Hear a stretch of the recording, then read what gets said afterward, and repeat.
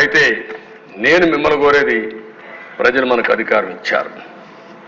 అధికారం ఇచ్చింది ప్రతీకారాన్ని తీర్చుకోవడానికి కాదు.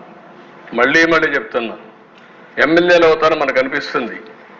ఇన్ని రోజులు వాడు వేధించాడు, నా కార్యకర్తలు ఆనందంగా ఉంటారు, నేను కూడా వేధిస్తే నా కార్యకర్తలు తృప్తి పడతారనుకుంటారు. కానీ అది మాత్రం చేయొద్దండి. మనకు అధికారం ఇచ్చింది ప్రజలకు సేవ చేయడానికి, తప్పులు చేసిన వాడిని శిక్షించడానికి.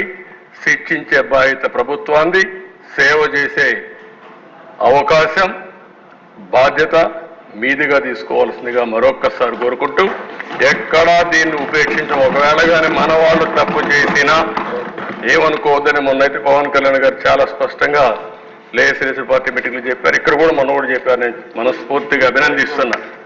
ఆన్ రికార్డ్, ఒకవేళ అలాంటి తప్పు జరిగితే నేను చేసినా మొదట నా మీద యాక్షన్ తీసుకోమని చెప్పిన వ్యక్తి పవన్ కళ్యాణ్ గారు. అది ఆయన యొక్క సిన్సియారిటీ. కాబట్టి మన మీద ఈరోజు అపోజిషన్ లేదు కాబట్టి మనం ఏదో మాట్లాడుకుంటే ఎవరు రేజ్ చేయలేదు అనుకుంటున్నాం. కానీ మనం చేసే ప్రతి పని 5 కోట్ల మంది అనుక్షణం నిరీక్షణ చేస్తున్నారు, వాచ్ చేస్తున్నారు. నేనేం మాట్లాడుతున్నాను, మీరేం మాట్లాడుతున్నారు, నా బాడీ లాంగ్వేజ్ ఎట్టుంది, అన్నీ కూడా ప్రజలు వాచ్ చేస్తారు, వాళ్ళే నిర్ణయిస్తారు.